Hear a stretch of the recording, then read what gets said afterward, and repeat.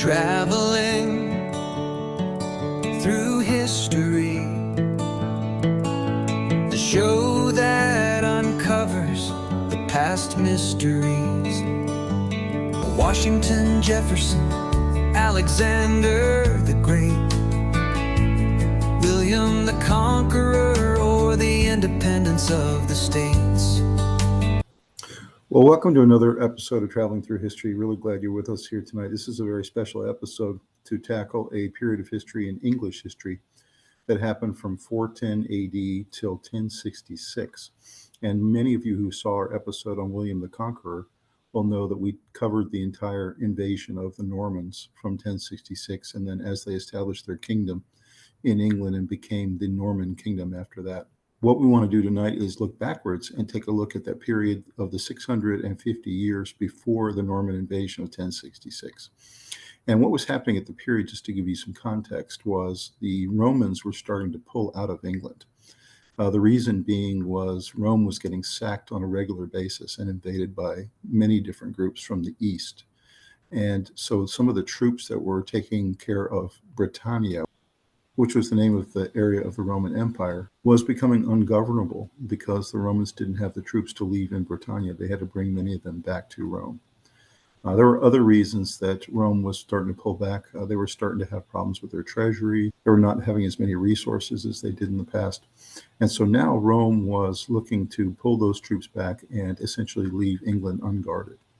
And they were telling the local governors in the different regions of England to take care of themselves and protect themselves. And so what that did, starting in 383 AD through 410, was give a period of about 30 years where there was a little bit of a hodgepodge of kingdoms that were popping up. There were rulers and leaders that were starting to take over. And then, of course, some of the kings were looking eastward to some of the Viking and other kingdoms. They were in this Anglo-Saxon and Jutes areas of Europe already that were already starting to look towards England as a possible area of expansion. And so some of the British kings were starting to look at maybe they could get support from some of them to continue to hold on to power in their individual areas of England. Of course, in some of those cases, it was a mistake because they invited them in, and then, of course, they ended up taking over. And so what we're going to talk about tonight is the Anglo-Saxon invasion and settlement of England during those 600 years before 1066. So let's go ahead and get into the history of it. So the settlement of Great Britain by Germanic peoples from continental Europe led to the development of an Anglo-Saxon cultural identity and a shared Germanic language, which became Old English, whose closest known relative is Old Frisian. So the Frisians also had some impact on the language as well, spoken on the other side of the North Sea. The first Germanic speakers to settle Britain permanently are likely to have been soldiers recruited by the Roman administration in the 4th century AD or even earlier. In the early 5th century, during the end of Roman rule in Britain and the breakdown of the Roman economy, large numbers arrived and their impact upon local culture and politics increased and became essentially a slow, methodical invasion.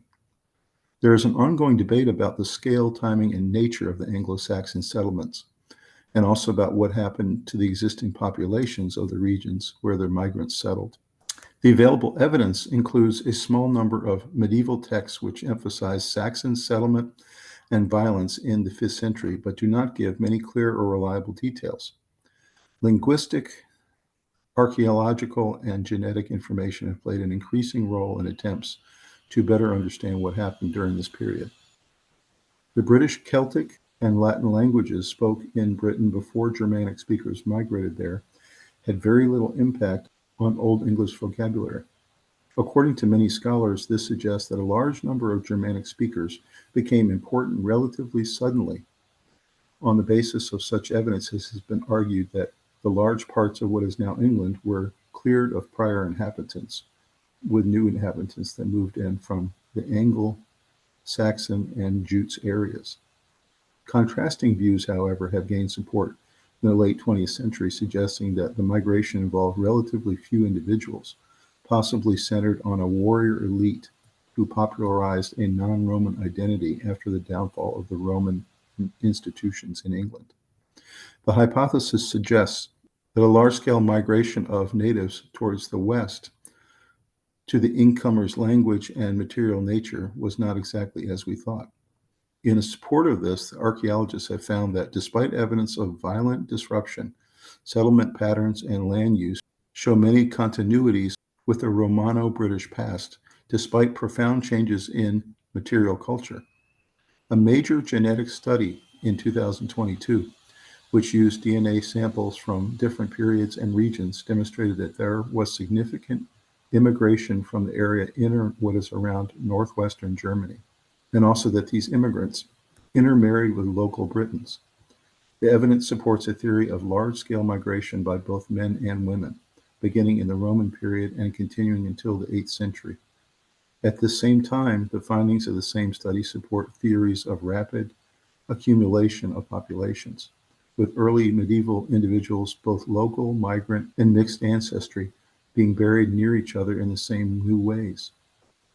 This evidence also indicates that in the early medieval period and continuing into the modern period, there were large regional variations, with the generic impact of immigration highest in the east and declining towards the west. So there was really visual evidence, both genetic and also the different settlement patterns that showed that on the east coast of England, where the invaders would have come, that was where most of the settlements and the changes in DNA were happening. And that on the west coast, where the Britons would have been pushed, you were not seeing nearly the same thing. You were seeing much more the same DNA and not mixed DNA. One of the few written accounts of this period was by Gildas, who probably wrote in the early 6th century. His account influenced later works, which became more elaborate and detailed, but which cannot be relied upon for this early period. Gildas reported that a major conflict was triggered some generations before him after a group of foreign Saxons were invited in to settle Britain by Roman leadership in return for defending against raids from the Picts and the Scots up north. These Saxons came into conflict with the local authorities and ransacked the countryside. Gildas reports that after a long war, the Romans recovered control. Peace was restored, but Britain was much weaker, was fractured by internal conflict between small kingdoms ruled by tyrants. Gildas states that there was no further conflict against foreigners in the generations after this specific conflict. No other local written record survives much later after that. By the time Bede, more than a century after Gildas, Anglo-Saxon kingdoms had come to dominate most of what is now England. Many modern historians believe that the development of Anglo-Saxon culture and identity, and even its kingdoms, involved local British people and the kingdoms, as well as Germanic immigrants, all working together in one boiling pot. So you can see some of the background and context there, what was happening over these couple of hundred years. As the Romans pulled out, it created a vacuum. The local Britons were trying to hold on to power. They were in some situations commissioning foreigners to come in and to help them hold on to power and settle their communities. And what ended up happening was this kind of pot of individuals, especially in eastern England, creating all these new kingdoms with this power void with the Romans leaving. So you had this very interesting situations with these Angles, these Saxons, these Jutes, these Frisians all coming in and being part of what was going to be the New England before 1066. So let's go ahead and take a look at the timeline of this very important piece of history. So as you can see, this is our episode, Anglo-Saxon Invasion and Settlement of England from 410 AD to 1066. You can see some really epic pictures here. Some of the great artifacts they have found in some of the digs in England up there on the top left, and some of the weapons that they found from the different Anglo-Saxon tribes. You can see some other great pictures of some of the individual leaders throughout this period that we will talk some detail about. And then you can see what the map started to look like as the Anglo-Saxons started to come in and invade on the eastern side of England and started to develop their kingdoms and essentially chop up England into pieces, with the Picts or the Scots still up north and not really being part of the picture, but mainly it was mainland England that was being chopped up by the Angles and by the Saxons and by the Jutes, and all of them were taking their little pieces and their little kingdoms. And in most cases, leaving each other alone, but in some cases, we're still fighting each other for territory and for power and for resources. As you can see in the map there and the below as well, you can see some of the areas that are not colored to the west of the country, and that's where the Britons had gotten pushed for the most part. Many of them got pushed to those regions. Some of them intermingled with the Anglo-Saxons, and still some of them got on ships and actually rode to other countries, some of them to France and some of them to other places to get away from the Anglo-Saxon hordes that were coming in. So it was a very interesting period where there was lots of migration going on from one country to another, and lots of people looking for land, looking for places to call their own. And there was intermingling of all these different cultures, as you can imagine. So Britons descended from Celts and then mixed with Romans. So this is the period you can see here. It was a pretty simple map. You had the red portion there on the map was Britain or Britannia, which was the Roman territory during the Roman Empire period. The blue area there were the Picts that are now called Scots.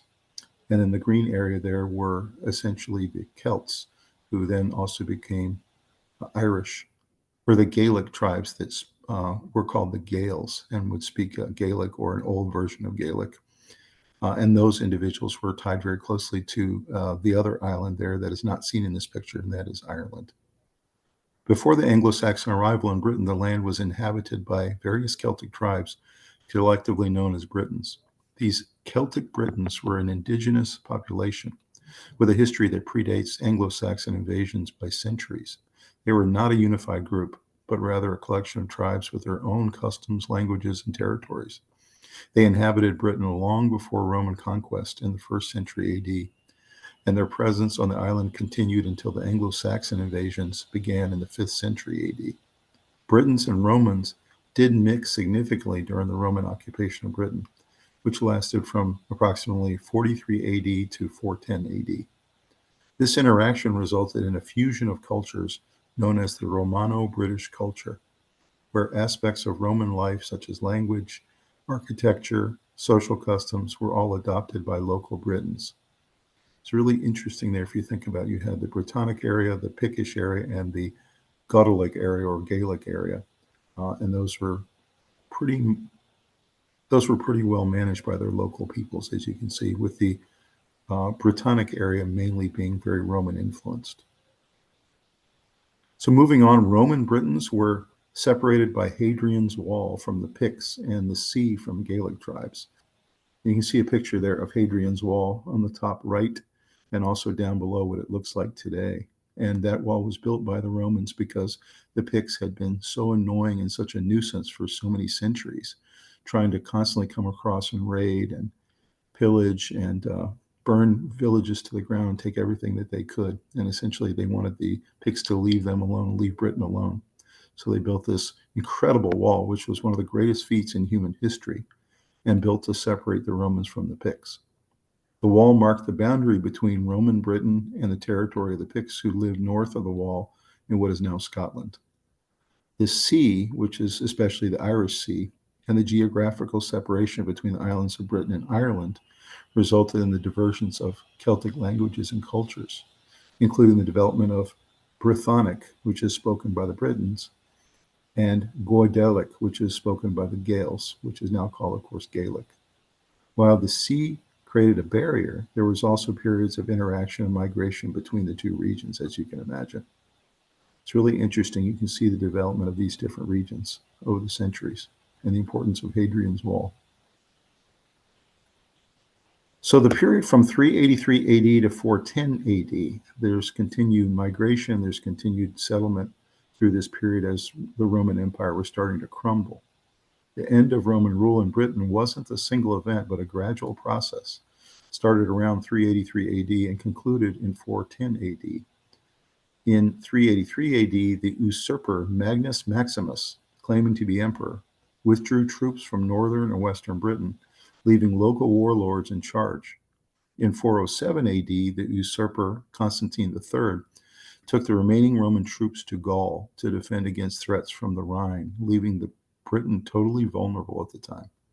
In 410 AD, in response to requests from help from the Britons, Emperor Honorius issued the Rescript of Honorius, instructing them to take care of their own defense.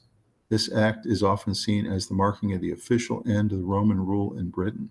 So you can see that 410 AD period, and that year was so important for that reason. Essentially, there had been a slow decline of Roman support for Britannia, and now they had completely withdrawn all their troops and were leaving Britain essentially to fend for themselves. So 410 AD itself, the Anglo-Saxons originating from Germanic tribes began their migration to Great Britain during the 5th century. You can see a great map there to the right of the Jutes on northern part of the North Sea, the Angles, and the Saxons. Those were the three primary tribes that were coming and establishing kingdoms on the east coast of England. Of course, there were also the Frisians that were not a warlike people as much. They were more traders, but Frisians were also coming as well. This migration marked a significant turning point as they established settlements across the land and introduced a distinct new culture, the Anglo-Saxon culture. Between 410 and 1066, when William the Conqueror came, these groups forged a new society characterized by their traditions, craftsmanship, and governance, ultimately laying the foundations for a medieval English culture. Their villages, often built with timber and featuring thatch-roofed huts, were the heart of Anglo-Saxon life. These rural communities thrived on agriculture and trade, supported by skilled artisans who created intricate jewelry, weaponry, and religious artifacts. So you can see the influence almost immediately from the Angles and the Saxons and the Jutes to the language, to the culture, to the agriculture, to the different types of weaponry and jewelry that were being produced in England. And of course, they were slowly taking over land and pushing Britons west. And so that was really the impact that happened there at 410 and beyond. So the Jutes were the first to sail to England. So as I said before, the Jutes were the northernmost tribes in the North Sea.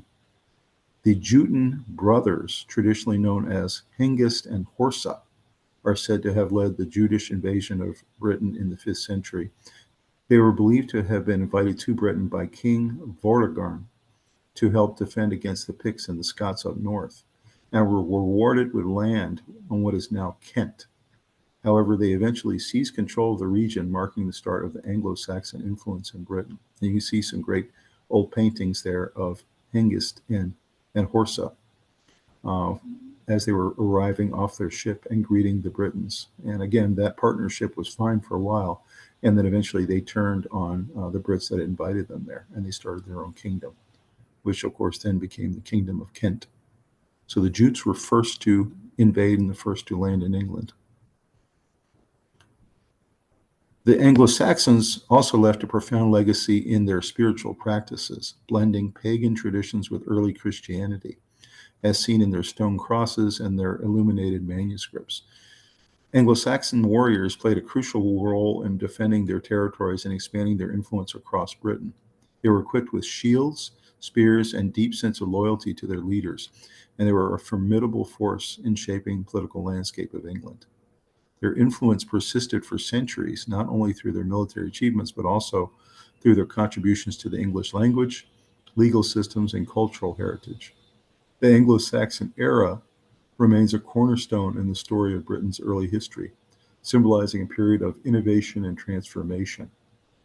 And so you can see these Germanic tribes as they came across were, yes, very warlike, but they also had a lot more to offer in developing their civilizations, their societies, their political landscapes, and putting lots of foundation in place to continue to develop. And of course, very importantly, they were changing the English language for good and also bringing Christianity with them to this land of Britain, which was largely pagan and largely non-Christian, and were actually worshiping many gods at the time. So this was a huge change they were bringing. So the first king we want to highlight was Ethelbert of Kent, and he was king of Kent from 560 to 616. So this was about 150 years after the first Anglo-Saxons started to invade. He famously issued the first extant code of Anglo-Saxon laws, reflecting some continental influence from the continent of Europe. The code established the legal position of the clergy and instituted many secular regulations. Ethelbert's marriage to Bertha, daughter of Charibert, king of Paris and a Christian, may account for the tolerant reception that he accorded to Augustine and other missionaries dispatched to Kent by Pope Gregory I the Great in 597. Ethelbert gave them a dwelling at Canterbury and later accepted Christianity himself. He did not force it upon his subjects, however. So the march of Christianity continued, and as you can see, they're now connected with Pope Gregory I. He ends up converting to Christianity himself, and it becomes more and more a part of everything that's going on in the new Anglo-Saxon culture. You can see a great picture there of one of the coins that had Ethelbert on it, and that was a Kentish coin, and another painting of him when he was on the throne. So 600 AD, Anglo-Saxon England was characterized by a fragmented political landscape with several kingdoms. The most prominent of those kingdoms you can see there on the map: Northumbria, Mercia, Wessex, East Anglia, Kent, Essex, and Sussex, often referred to as the Heptarchy. And the Heptarchy was something that was very famous in the entire development of the Anglo-Saxon culture and in this settlement of England. While the number of the kingdoms fluctuated, there were 7 that were the most significant. This period saw continued stages of Christianization of Anglo-Saxon England, with King Ethelbert of Kent, that we just mentioned, being the first Anglo-Saxon king to convert, and then the religion spread very quickly after that to all of his subjects. So you can see the map continues to develop very quickly with all these different new kingdoms that are starting to take control of most of the East Coast. So let's talk a little bit about the fictional show Game of Thrones, one of my favorite shows of all time. And you might notice that the 7 kingdoms we just talked about in the Heptarchy, there was also 7 kingdoms in the Game of Thrones. In addition, in the Game of Thrones, there was an ice wall that separated most of the kingdoms from the area where they did not want some of the people to come from. And of course, this is very synonymous to Hadrian's Wall that you see there on the bottom. So there was a lot of things that were very similar about the show to what really happened in history. There was elements of the Game of Thrones inspired by Anglo-Saxon period in British history, particularly the Heptarchy and the War of Roses. The 7 kingdoms of Westeros reflected the 7 tribal Anglo-Saxon kingdoms of ancient England. The wars between noble houses in the Game of Thrones were also inspired by the Wars of the Roses. The 7 kingdoms of Westeros are a direct reflection of the 7 Anglo-Saxon kingdoms: East Anglia, Essex, Kent, Mercia, Northumbria, Sussex, and Wessex that existed in England during the Heptarchy.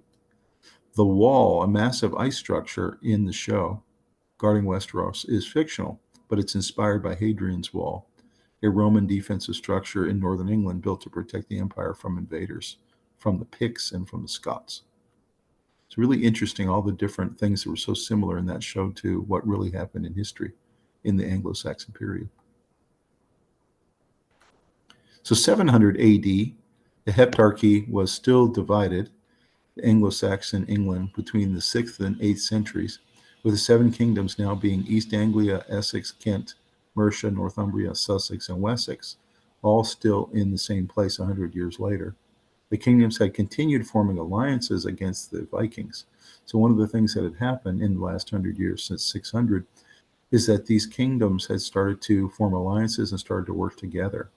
And were starting to come together culturally and economically, trading with each other, not fighting with each other nearly as much, and really had a common enemy, and that was the Vikings, who continued to try to raid from the north and from the east. So some of the Viking incursions and Celtic and Briton skirmishes from the west slowly forced the Anglo-Saxons, Frisians, and Jutes to all become one culture and all start to unite. And you started to see these kingdoms be more like different states or different regions of the country rather than kingdoms themselves. So one of the other critical kings to talk about was King Offa of Mercia. Between 600 and 800 AD, Offa of Mercia is widely considered the most powerful king in England during that period. He ruled Mercia from 757 to 796 and is also known for consolidating power over other Anglo-Saxon kingdoms, declaring himself King of the English in 774. Taking advantage of instability in the Kingdom of Kent, to establish himself as an overlord.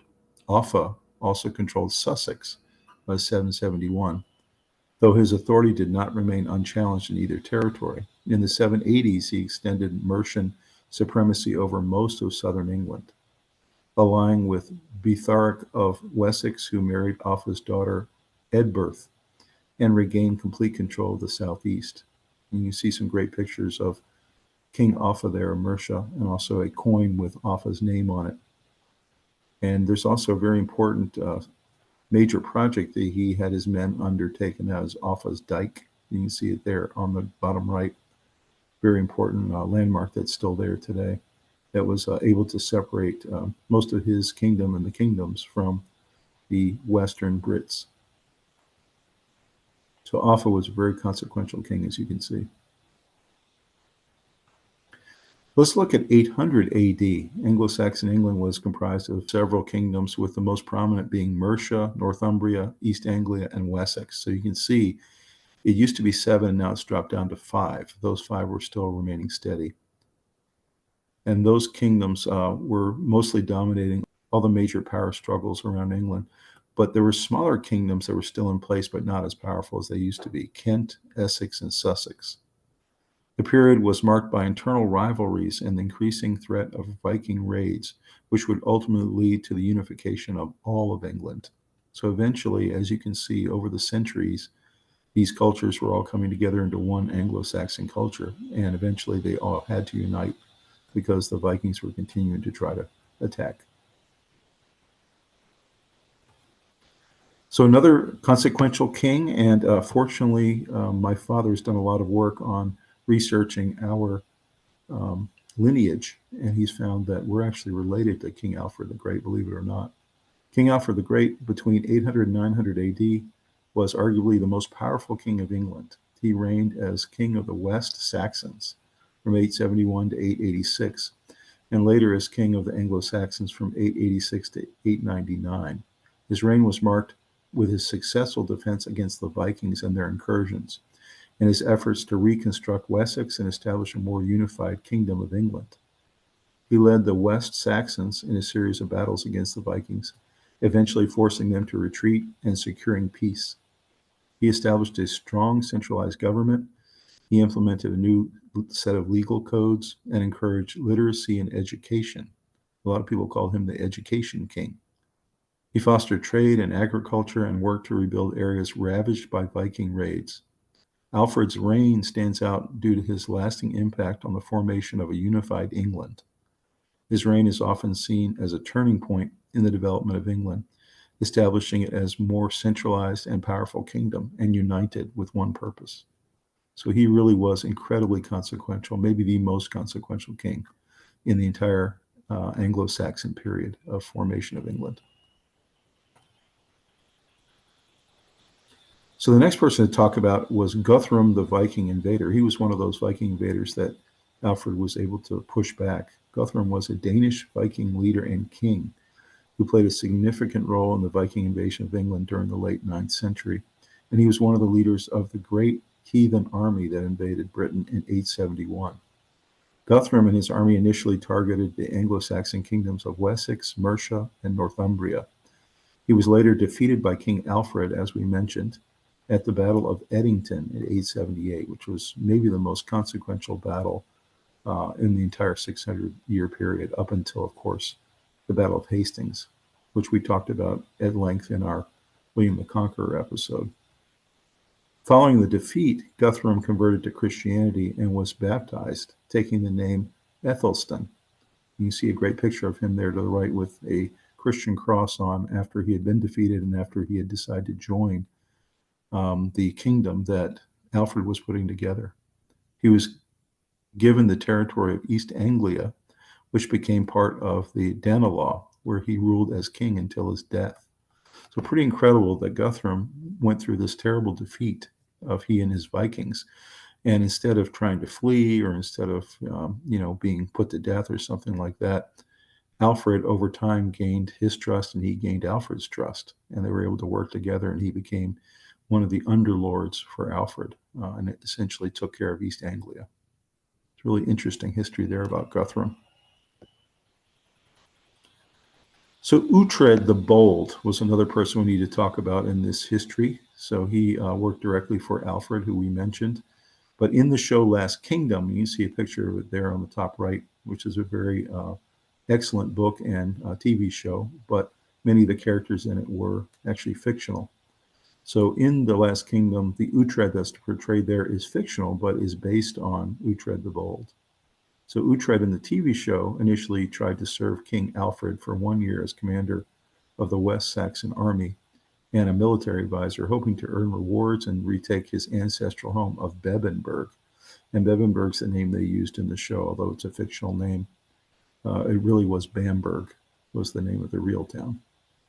He also provided service to help defend against Danish invasions and help Alfred regain his kingdom. Their relationship was often characterized with tension and conflict stemming from their differing views on leadership and loyalty. Uhtred's initial service was driven by personal desire to gain his hometown, along with the need for self-preservation and the promise of rewards. Uhtred is crucial in helping Alfred escape the Somerset marshes during the Danish invasion in the show, showcasing his loyalty and military prowess. Uhtred of Bebbanburg, the protagonist in Bernard Cornwell's Last Kingdom novels and the Netflix series, is a fictional character, but he was based on Uhtred the Bold, who was an ealdorman of Northumbria who lived in the early 11th century. The real Uhtred was a significant figure in Northumbria, ruling from 1006 to 1016 and holding the title of ealdorman, and he was best known for his valor and skill on the battlefield. He took Bamberg back into his family after this period. So you can see the fictional Uhtred up on the top there in the Last Kingdom poster, and then the real Uhtred the Bold there on the bottom right. Really interesting, the history there that it was based upon. So the next king to talk about is King Edward the Confessor. You can see pictures of him there and a coin with Edward's face and name on it. Edward the Confessor was an Anglo-Saxon English king and a saint, usually considered the last king of the House of Wessex. He ruled from 1042 until his death in 1066. Edward was the son of Ethelred the Unready and Emma of Normandy. He succeeded Canute the Great's son and his own half-brother Harthacanute. He restored the rule of House of Wessex after the period of Danish rule, since Canute conquered England in 1016. Edward the Confessor was called the Confessor due to his renowned piety and reputation as a saint. When Edward died in 1066, and that was January, he was succeeded by his wife's brother, Harold Godwinson, who was defeated and killed in the same year at the Battle of Hastings by the Normans under William the Conqueror. And ironically, Harold Godwinson, my father found out that we're also related to. So pretty incredible that we're finding all these very famous kings and leaders during this incredibly important period in British history that we're actually related to. So that's a little bit about King Edward the Confessor, who did not have an heir. So that was part of the problem that we had here, was that Harold Godwinson felt like he should have the throne. And of course, William the Conqueror felt like he had been promised this throne many years earlier. And so that was part of the problem that we had here, is we had no succession. So King Harold Godwinson, who I'm related to, there's a picture of him on the right, also called Harold II, was the last crowned Anglo-Saxon king of England. Harold reigned from January 6th, 1066, until his death at the Battle of Hastings in October 14th, 1066, at the decisive Battle of the Norman Conquest. He was succeeded by William the Conqueror, the victor at Hastings. Harold Godwinson was a member of the most powerful noble family in England. His father Godwin was made Earl of Wessex by Canute the Great. Harold, who served previously as Earl of East Anglia, was appointed to his father's earldom upon Godwin's death. After his brother-in-law, King Edward the Confessor, died without an heir on January 5th, 1066. The Witenagemot chose Harold to succeed him. He was first English king to be crowned in Westminster Abbey, which is such a famous building, of course. So pretty incredible. This was the end of the transition from the Anglo-Saxon period, 410 until 1066. And then now Godwinson was the final king until, of course, William the Conqueror, who had come from Normandy or from northern France to take over England. And so that was the end of that period and the most consequential transition in British history in 1066. Great picture of him there, and then some really old sketchings and paintings there of Harold Godwinson, and one of him being actually hit on the battlefield during the Great Battle. So 1066, that consequential year we talked about, the Anglo-Saxon England was a unified kingdom at this time. All the old kingdoms of old had been essentially merged and over the centuries pulled together because of common threats. The year 1066 saw the death of King Edward the Confessor, of Harold Godwinson, as we said, at the Battle of Hastings, and the Norman conquest, which marked the end of the Anglo-Saxon period and the beginning of Norman rule. The death of Edward the Confessor on January 5th created a power vacuum, and that led to this succession crisis that I mentioned.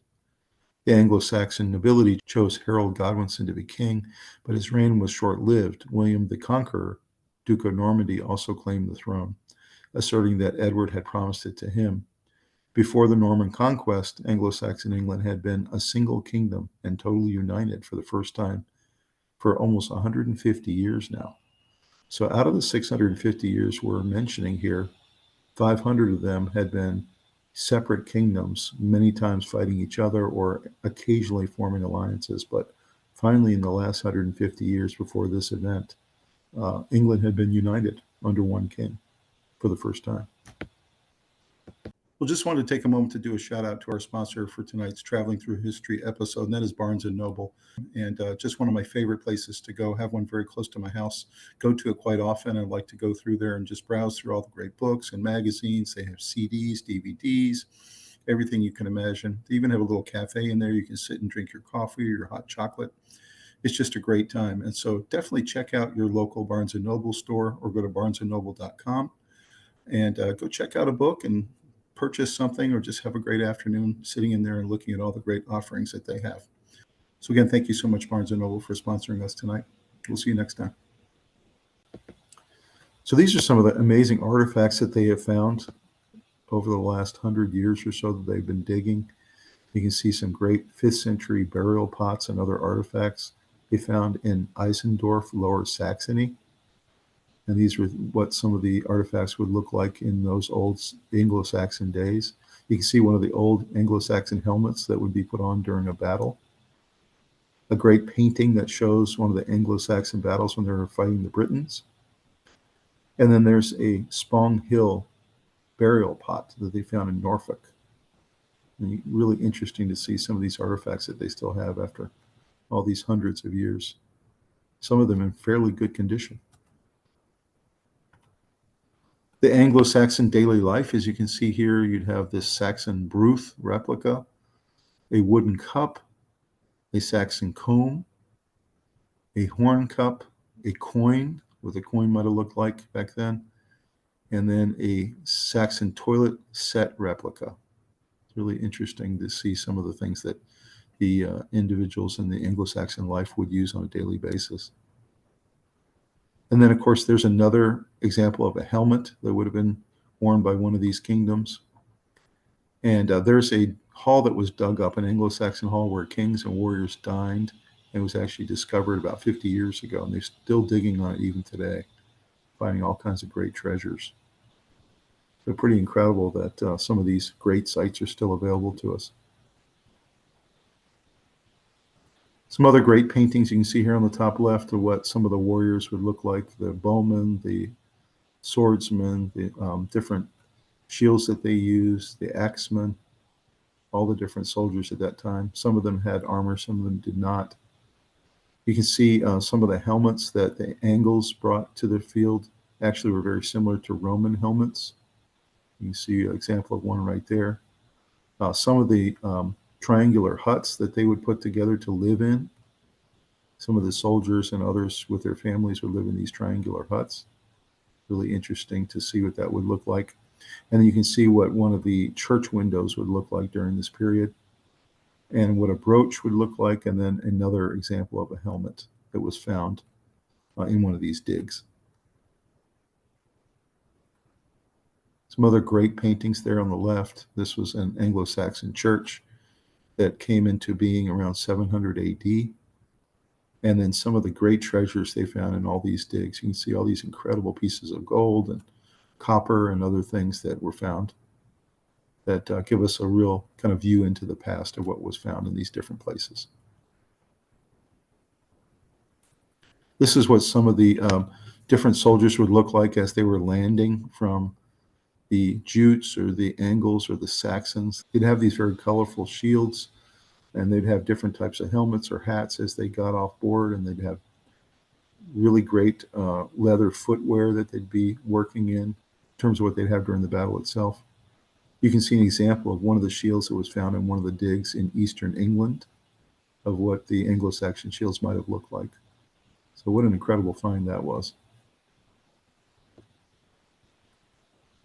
Another incredible painting they found actually in the back of a church during the Anglo-Saxon period, and this is what they perceived what the battles would have looked like. Anglo-Saxon battles fighting with the Britons.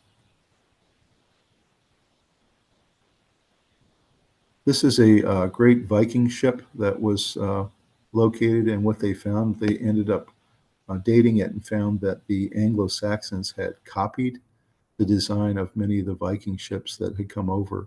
Even though they were rebuffing the Vikings often during these invasions, they found the ships to be really useful, and so they would take the Viking designs and build ships very similar themselves. And so really interesting that they were starting to try to take some of the Viking technology. See some great pictures here up on the top left of what some of the helmets and masks would look like during battle. The middle right there are some of the weapons that they found in some of the digs in northeast England. There were Anglo-Saxon weapons. Bottom left there would be some of the Anglo-Saxon tribes that were actually merged together and fighting together against Viking hordes. So you would have them actually used to be enemies and now finding that they had a common enemy and had to work together. And then finally, an Anglo-Saxon burial site that was found recently, about 10 years ago. And they found that this was a place where many of the soldiers and very important people in their culture were being buried. Really interesting to see what their cemeteries would look like. Saxon tribes were brutal warriors. You can see what some of them would have looked like with all their helmet and gear on. You do notice that some of them have armor, some of them do not. What I was reading about was that the individuals who had armor were slower and the ones that did not have armor were a little faster. And they had different strategies and tactics they would use with the slower versus faster tactical units. You can see one of the things that they would do when they got into the British villages for the first time was a lot of times they would just raise them to the ground. So you see there on the bottom left, they would just burn everything to the ground and they would just rebuild it back up in their own image.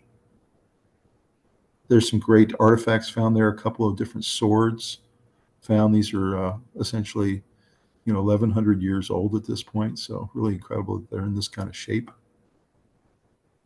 So really interesting stuff as they continue to uncover all these great artifacts. Some great paintings you can see here to the left of what one of the Anglo-Saxon battles against the Vikings would look like. It's just complete mayhem, as you can see. And then some other great artifacts that they found in the last 20 years. You see there on the top middle. And then, of course, the legend of King Arthur of the Britons sprung up during this period. Of course, as the Britons continued to get pushed to the west of England, there was this legend that came that King Arthur was there to save them. And there was some pushback by the Britons during this period against the Anglo-Saxons.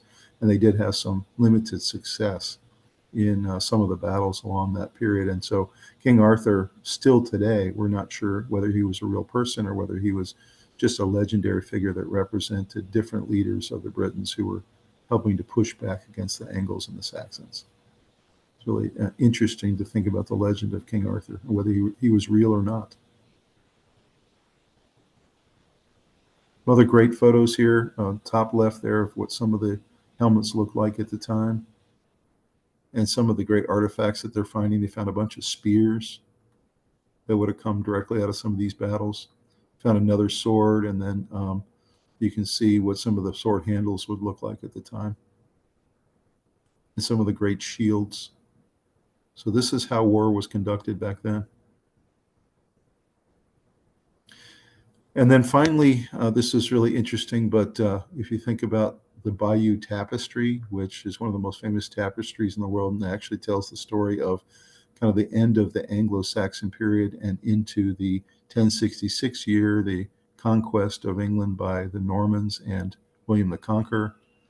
And so the Bayeux Tapestry tells a lot of different stories during this period, and archaeologists have uncovered a lot of things by looking at the Bayeux Tapestry. It helps piece a lot of things together for them. And there's a really great book that goes over all the things that the tapestry tells us, and it's called Conquered. And you see it there on the right. I highly recommend you read it. It's really an excellent read. So now let's take a look at a quick video, and it has a lot of really interesting information. It actually shows the map as it migrates and changes, and all the different kingdoms spring up as the Angles and Saxons and Jutes come across. And so it really gives you a good visual of what I've been talking about. And we'll come back and we'll talk about it on the other side. The Roman era divided the island of Great Britain into two parts: the northern, non-Roman part, where the Picts lived, and the southern part, which was part of the Roman Empire, and whose inhabitants were called Britons. The boundary became the wall built in 122 AD, Hadrian's Wall. The Britons were influenced by Roman culture. Roman way of life prevailed on the island. The legend of the Britons' descent from Brutus, a descent of Ennius of Troy, according to the Britons' beliefs, best testifies to this. According to legend, after the death of Brutus's father, he was driven out of Italy, and from there, along with other Italians, he moved to Britain. Thus, the island and the people on it were named after him. Such a legend is not the only part of myths where the name of the legendary founder explains the name of the people or the city. The fact that the Britons considered themselves relatives of the Romans shows how attached the inhabitants of Britain were to the Roman Empire.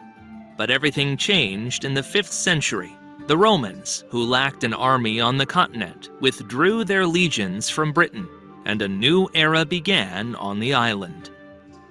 Numerous small kingdoms arose in the province of Britain, the names, history, and names of rulers of which we learn mainly from folklore.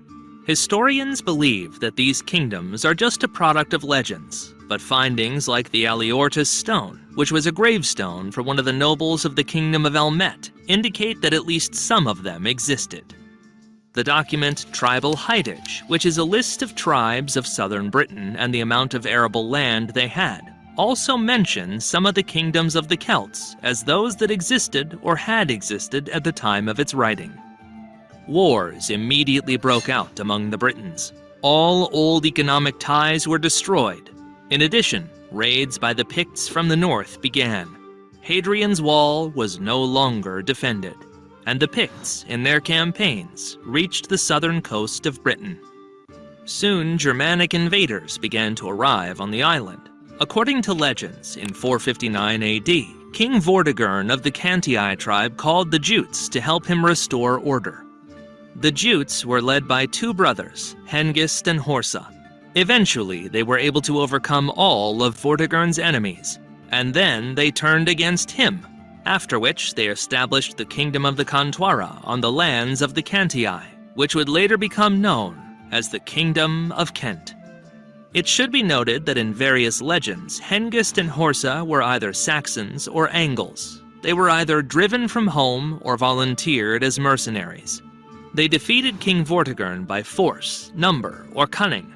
Such differences in versions shows us that this is just a legend of later times, created to justify the invasion of the Germans into Britain. The Jutes also later captured the Isle of Wight, where they created the Kingdom of Withdrawal, as well as the Meon Valley, where the Kingdom of Meonwara arose, 460 AD. Following the Jutes, the Saxons, who lived in the lands of modern Germany, came to Britain. In 477 AD, the legendary leader of the Saxons, Ella, landed in Britain between Contuara and Meonwara, and did not allow the Jutes to unite these two kingdoms. Ella also created the first Saxon kingdom on the island, Sussex, which means Southern Saxons. two Saxon leaders, Heptarchy and Kinrich, landed in the lands of Mianwara in 495 AD, and perhaps initially fought against the Jutes, although in legends they confronted the Britons in these lands. In 508 AD, they defeated the Britons and executed 5,000 of their prisoners. In 519 AD, they established their kingdom, called Wessex, meaning Western Saxons. As for the Kingdom of Essex, legends have two current versions of its origin. One legend says that it was founded by King Esquine in 527 AD. Another ignores Esquine and names his son, Sled, as the founder of the kingdom. The most massive wave of migration belonged to the Angles, who lived in southern Jutland, between the Jutes and the Saxons. The Angles first sailed to Britain in 480 AD.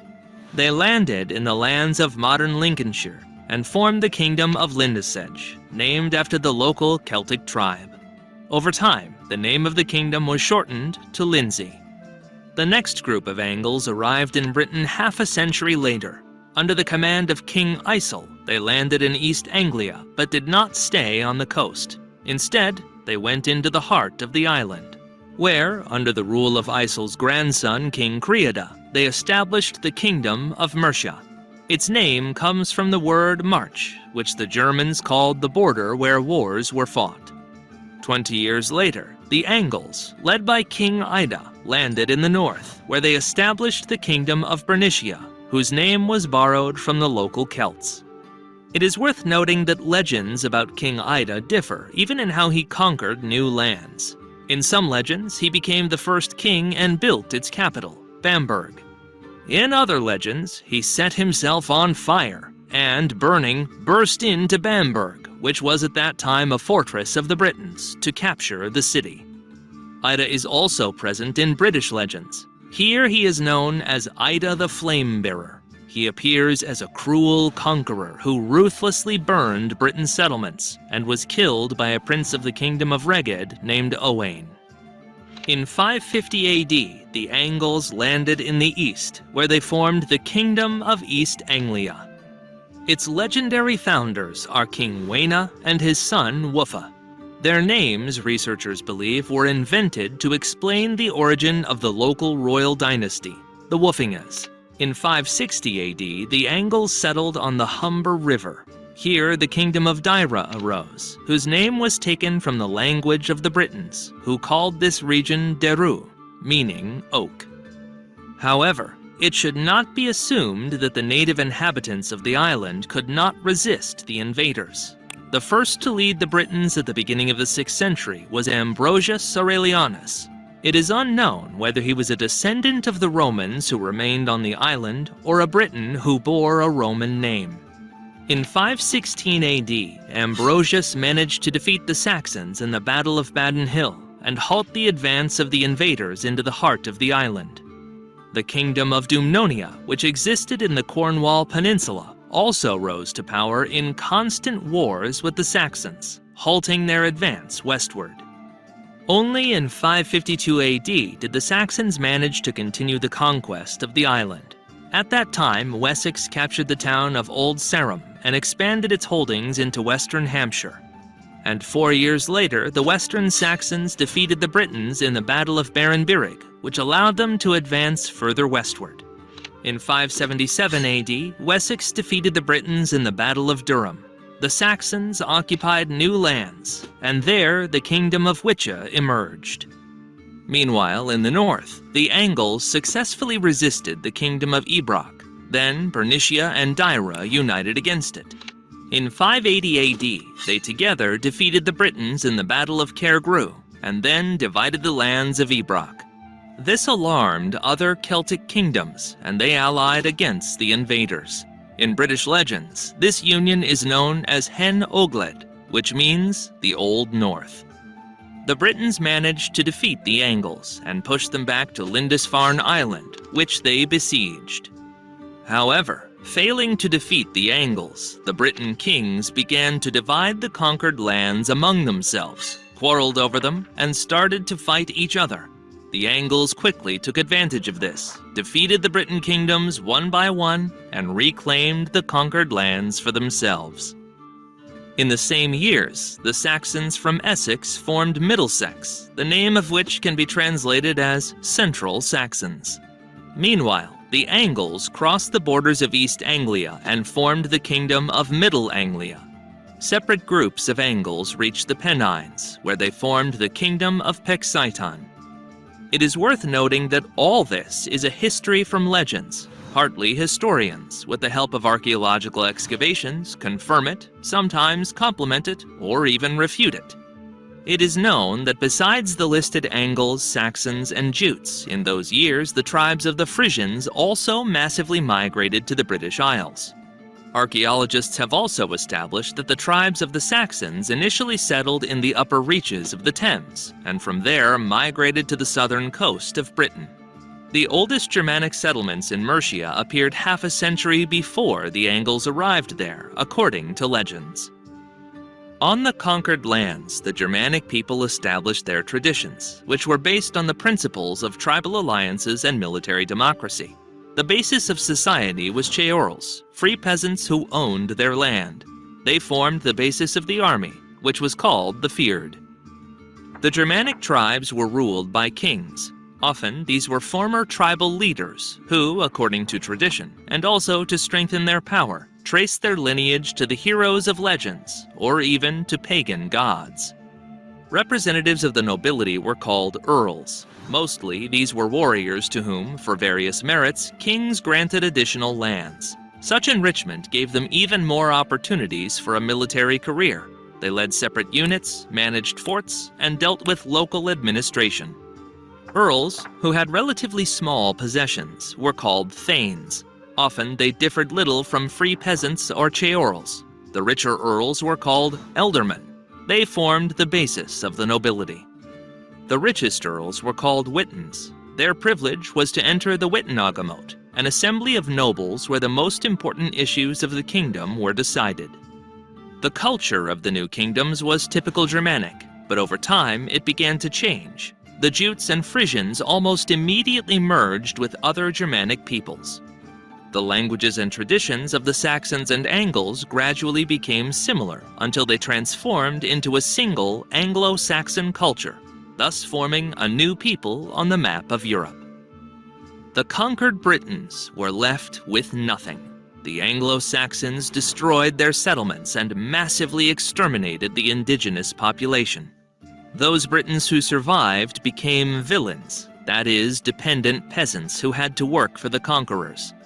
There was practically nothing left of the material culture of the Britons on the abandoned lands. British clay houses disappeared completely. Instead, wooden houses of Anglo-Saxon type were built. Christianity almost vanished from the island, and Roman cities fell into ruin. Anglo-Saxons called the Britons Welsh, which means foreigners. The Britons called themselves Timraig, which can be translated as people who speak the same language. Behind the Britons on the island remained the regions of Cornwall, Wales, Strathclyde, and the Isle of Man. A significant part of the Britons, fleeing from the Germanic peoples, escaped to the Brittany Peninsula. The cruelty with which the invaders exterminated the indigenous population created in the folk epic the legend of King Arthur, who ruled shortly before the arrival of the Anglo-Saxons.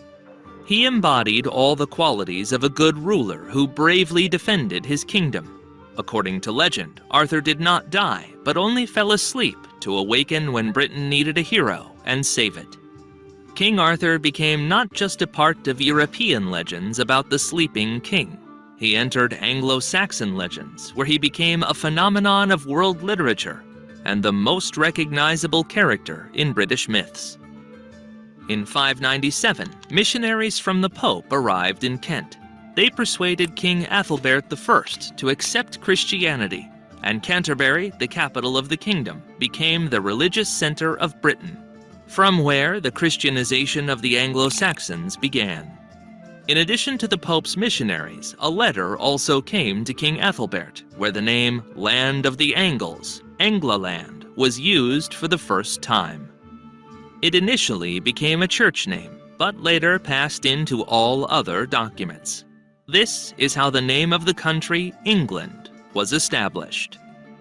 In 593, Ethelfrith became the king of Bernicia. As a talented military leader, he reformed the army, dividing it into a professional force from among the earls and a militia, feared from the peasants. In 599, the Welsh again united against the Angles. They gathered significant forces, including foreign nationals, and the main advantage was 300 horsemen, a formidable military force at that time. After that, they marched on Bernicia, but Ethelfrith began to retreat, luring them into his possessions and defeating them near the fortress of Catraeth. This defeat was a catastrophe for them, as Ethelfrith expanded the borders of his kingdom and began to interfere in the internal affairs of neighboring Welsh kingdoms. Soon Ethelfrith faced a new problem: the Scots, who had migrated from Ireland to northern Great Britain. They began their expansion to the south. Then Ethelfrith declared war on the most powerful kingdom of the Scots, Dal Riata. In 603, he defeated the Scottish army in the Battle of Degsastan. This battle undermined the power of Dal Riata. It also suspended the process of uniting the Scots, other tribes of which now abandoned attacks on the Angles. Meanwhile, a civil war broke out in the kingdom of Deira, and power was seized by the alderman Ethelric. In 604, Ethelfrith, under the pretext of protecting the legitimate heir Prince Edwin, invaded the neighboring kingdom, where he defeated and executed the usurper Ethelric. However, he did not hand over power to the rightful ruler, but united his kingdom with the kingdom of Deira. Prince Edwin, the target of the assassination attempt, had to flee his homeland. The new state was named Northumbria, and was so named because it was located north of the Humber River. In 613, Ethelfrith began the conquest of Cumbria, and a year later he plundered the British kingdom of Powys, where he burned all the monasteries and brutally dealt with the monks. In 616, the East Angles invaded Northumbria. Their king used the question of returning power to Prince Edwin as a pretext. Ethelfrith suffered defeat in the battle on the River Idle, where he was killed. Eventually, Edwin became the king of Northumbria. In 617, he annexed the Welsh kingdom of Elmet, and in 625 he captured Lindsey. Also in 627, Edwin allied with Kent and baptized Northumbria. Soon after, he captured the Welsh islands of Anglesey and Man. Thus, Edwin became the most powerful king in Britain. However, this became the reason for his downfall. During this time, the kingdom of Mercia was ruled by Penda, who was a staunch pagan. In 626, he conquered Middle Anglia, and 2 years later, he captured the kingdom of Hwicce. Thus, the power of Mercia grew significantly. In 631, Penda invaded Dumnonia, where, in addition to the Cornish, he encountered the Welsh king Cadwallon. Cadwallon defeated Penda in the Battle of Exeter. But, instead of finishing off the Mercians, Cadwallon offered Penda an alliance against Edwin, the king of Northumbria. In 633, the allies invaded Northumbria and caught Edwin off guard as he retreated, unprepared for battle. With numerical superiority, they defeated the Northumbrians in the Battle of Hatfield Chase.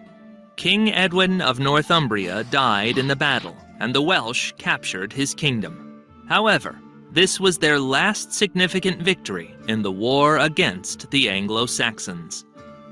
At the same time, in the north of Northumbria, Oswald, the son of the former king Ethelfrith, dreamed of reclaiming his father's inheritance and was gathering an army for this purpose. Edwin's death greatly aided him, as now he led the Northumbrians in their struggle against the Welsh. After liberating Bernicia, Oswald awaited the arrival of Cadwallon there, lured him into an ambush, and defeated him in the Battle of Heavenfield. Thus, Oswald established his complete authority over Northumbria. Oswald completed his father's conquest of Cumbria, and also expanded the northern borders of Northumbria by capturing the Britons' fortress of Dyn Eiden, which is now called Edinburgh. In 642, Oswald attempted to capture the Welsh kingdom of Powys. However, He was already awaited there by the Mercian king Penda, who defeated the Northumbrians in the Battle of Macerfield. Oswald was killed in battle, and because he died fighting against a pagan king, the church declared Oswald a saint and the patron of Northumbria. With the death of their king, the country split into two old kingdoms, Bernicia, Deira. But not for long, as Oswald's brother Oswy, who ruled in Bamberg at the time, took on the name of Saint Oswald and began the unification of Northumbria. He preferred negotiations to war. During one of these negotiations, Oswy killed his own nephew Oswine, who also claimed the throne. Eventually, Oswy managed to unite Northumbria in 654. During this time, Penda became the most powerful ruler in Britain. He defeated the Kingdom of East Anglia, killing two of its kings, one of whom also became a saint. Penda then installed there a puppet king, Anna. In 645, Penda captured Wessex, driving King Cenwalh to East Anglia. However, 3 years later, Wessex regained its independence, and Cenwalh returned home, bringing Christianity to the West Saxons. In 654, Penda attacked East Anglia again, killing King Anna and annexing his lands to Mercia. Here, he distinguished himself with the brutal persecution of Christians. When Penda learned of the unification of Northumbria, he immediately began to prepare a campaign against it. Penda ravaged Northumbria with particular brutality, burning down all settlements in his path and killing Christians. Meanwhile, Oswy was forced to hide in the fortress of Udo in the north of his kingdom. The Mercians besieged him, but they never managed to capture him. Penda decided to offer peace, taking Oswy's son as a hostage and returning to Mercia. On the way, near the river Winwood, King Oswy caught up with the Mercians. By that time, Penda's tyranny had wearied even his troops. Most of his army deserted him before the battle. Additionally, the East Angles and the Welsh betrayed him. Therefore, in the battle, Penda's weakened army suffered defeat, and the King of Mercia himself was killed. Northumbria once again became the most powerful kingdom in Britain. King Oswy installed a puppet king in Mercia, and soon after, he took the title of King of Mercia. Following this, he captured the Welsh kingdom of Fengweren. Penda's son, Wulfhere, abandoned his father's policy of fighting against Christianity and embraced it himself, seeking the church's help to reclaim the Mercian crown. In 658, the Mercians, dissatisfied with King Oswy's high taxes, rebelled against him, with Wulfhere leading the uprising. At the same time, Wulfhere helped the Kingdom of Powys to break free from Northumbrian rule, where the local Anglo-Saxons formed their kingdoms. In 661, Wulfhere invaded the territories of Mianware and Withdrawal, which were the last centers of paganism in Britain.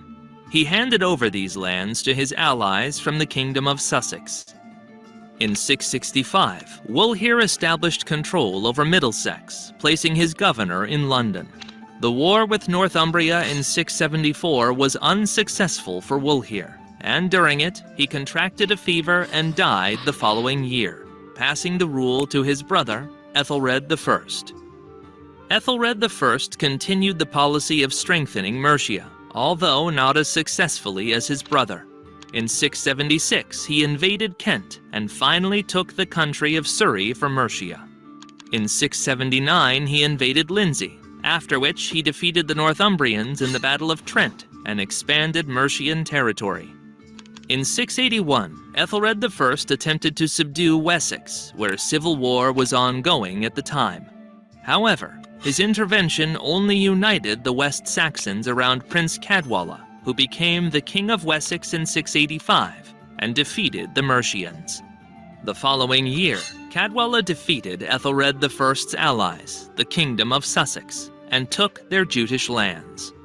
Ethelred I's last successes were the annexation of the Hwicce, Reoconsate, and Magansate to Mercia around 700. At the same time, Wessex finally managed to conquer the Cornish Dumnonia. By the beginning of the 7th century, there were 7 Anglo-Saxon kingdoms in Great Britain. This period of their formation and existence in English history is called the Heptarchy. It became iconic for the English, influencing their culture, politics, and traditions. In the future, the Anglo-Saxons faced a process of consolidation, which would intensify due to the invasion of another group of conquerors, the great heathen army of the Vikings. So as you can see, that gives you a really good sense on the map of everything that was happening from 410 all the way on up, as each of the individual Saxons and Jutes and Angles were coming across, establishing their kingdoms, some of them small, some of them large. Sometimes they were fighting each other, sometimes they were working with each other, pushing the Britons further and further west, and all fighting over different lands. The more powerful kings in each of these individual kingdoms would often scramble around, fight with each other, and gain more land for their individual kingdoms. And this was happening over many hundreds of years. And at the same time, while this was happening, the different cultures were merging, they were intermixing. The peoples were becoming less and less Britons or Angles or Saxons, but they were becoming one big mixed group of future Britons. And this was becoming its own land, as you can see. But there was just many, many political issues and things to deal with between the different kings and kingdoms. And really, it took Alfred the Great many years later to come along to actually unify England into one kingdom, and to eventually take that name England, which had been coming from the Angles, and take it and make it much more widespread, accepted. They were starting to be unified under one language, English. You can see what happened all the way up until, of course, 1066, when the Norman invasion came in and William the Conqueror became the king and took over. Hopefully you found this a very interesting rundown of history of the Anglo-Saxon invasions, the Anglo-Saxon settlements of England from 410 until 1066. Really gives you a good sense for that 650-year period, all the things that happened, all the important kings and leaders, the kingdoms that we're talking about here. Of course, I took special interest in this subject because, as you heard, several of the kings that were in this important chain of events I'm actually related to. So really cool for me to go through this history and do this research for you. Hopefully you enjoyed this information tonight, and you'll continue to look into the Anglo-Saxon invasion and how important this was into English history. I would recommend a really fantastic book that I read for this episode tonight, and that is the Anglo-Saxons, A History of the Beginnings of England, and it's written by Mark Morris. It's a really fantastic book, and I enjoyed it very much. It gave me a tremendous foundation for getting this episode ready. And again, hopefully you learned a lot about this really interesting and important period of history in the formation of England. And again, now we've covered 1066 and beyond. We've covered 410 to 1066. In a future episode, we will be looking at Britannia and the Roman governance of England as well. So we'll talk some about that too. Again, like this video, subscribe to the channel. We have a lot of great content coming your way, and we look forward to seeing you on another episode of Traveling Through History. Thank you so much. Traveling through history, the show that uncovers the past mysteries. Washington, Jefferson, Alexander the Great, William the Conqueror, or the independence of the states.